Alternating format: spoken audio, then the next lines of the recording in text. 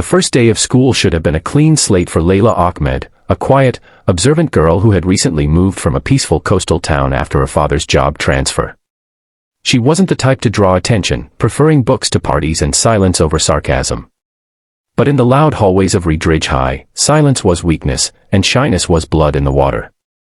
Layla stood awkwardly at her locker, trying to arrange her textbooks as laughter echoed nearby.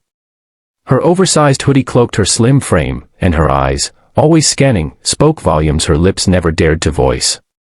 That morning, she had silently promised herself she would stay invisible, unnoticed, and untouched. But Redridge was not the kind of place that honored the quiet. It was a battlefield where the loudest ruled, and no one was louder than Brianna Hayes and her entourage.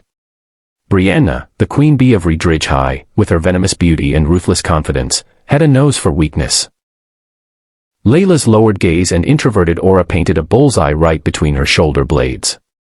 "Who's the new ghost girl?" Brianna sneered, flanked by her equally arrogant friends, Madison and Lexi, both of whom laughed too hard at everything she said. "Hey! You hiding something under that hoodie? Or are you just scared we'll see what you're made of?" The taunts bounced off the walls as Layla kept her head down, willing herself not to react. The rule was simple: don't give bullies power. Don't feed them with fear. But she didn't realize Brianna didn't need a reason, she needed a victim. The next few days blurred into a miserable cycle. Snickers behind her back, cafeteria trays accidentally bumped into her, whispers of creep and mute in the hallways. Still, Layla endured. She had endured worse in the past: loss, poverty, and the sting of being different. But one thing Redridge hadn't seen yet was the fighter within her. The side of her she had buried years ago at her sensei's dojo after a tragic accident forced her to walk away from the martial art she once loved. Layla had been a brown belt in karate, only a few steps from black, until a competition turned traumatic, and her opponent landed in the hospital. Racked with guilt, she never stepped foot in the dojo again. But the fire didn't die, it merely slept. And Redridge was about to wake it.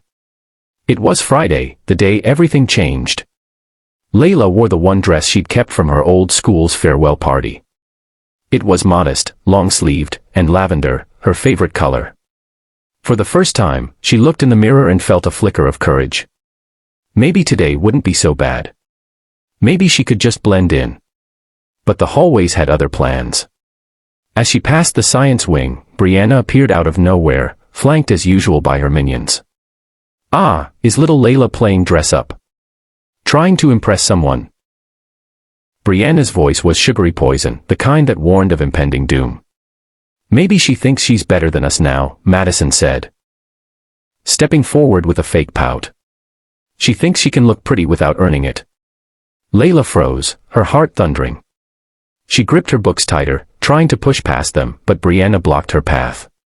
And then it happened, too fast to stop. In one cruel motion, Brianna reached out and ripped the side of Layla's dress.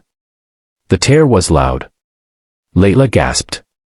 Her shoulder was exposed. Students nearby stopped mid-conversation, their phones slowly rising, cameras pointed. Laughter erupted like a wave, and Layla stood there, frozen, violated, and humiliated. Her breath caught. Her knees trembled. The past echoed like a storm. And then, from the ashes of her silence, something ancient stirred. Not rage. Not vengeance. Something deeper: honor. She looked up, eyes no longer fearful. Something shifted in the air. Brianna laughed and leaned closer. "What, you gonna cry now, ghost girl?" Layla dropped her books. Her eyes narrowed. Her stance shifted. A subtle widening of her feet, a centering of balance. Her right hand balled into a fist, but her left remained open. The crowd didn't realize it, but she had just entered a defensive kata. "I'm not a ghost," Layla said, her voice calm, clear, and terrifyingly focused. "I'm awake." Brianna blinked, confused. "Huh." Before she could finish the word, Layla moved. Not recklessly. Not violently. Precisely. Her hand came up in a fluid arc, connecting with Brianna's chest, just below the collarbone. Not a punch. A karate shutawachi, knife hand strike. It was controlled, but effective. Brianna stumbled back, wheezing, her balance lost.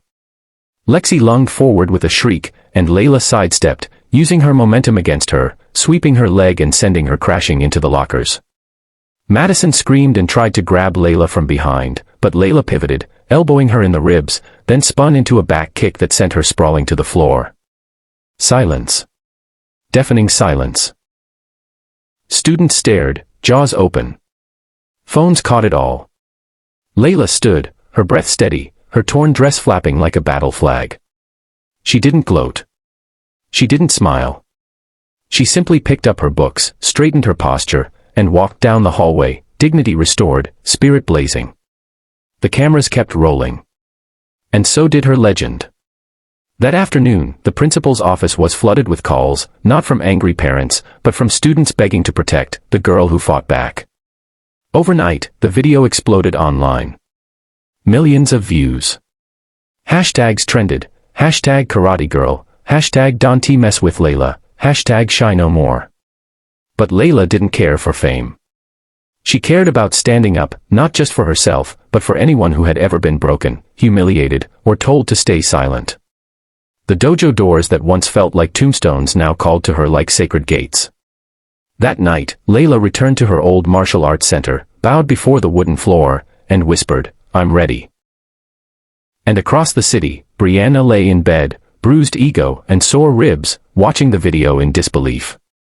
She had just learned the most painful lesson of all: never mistake quiet for weakness.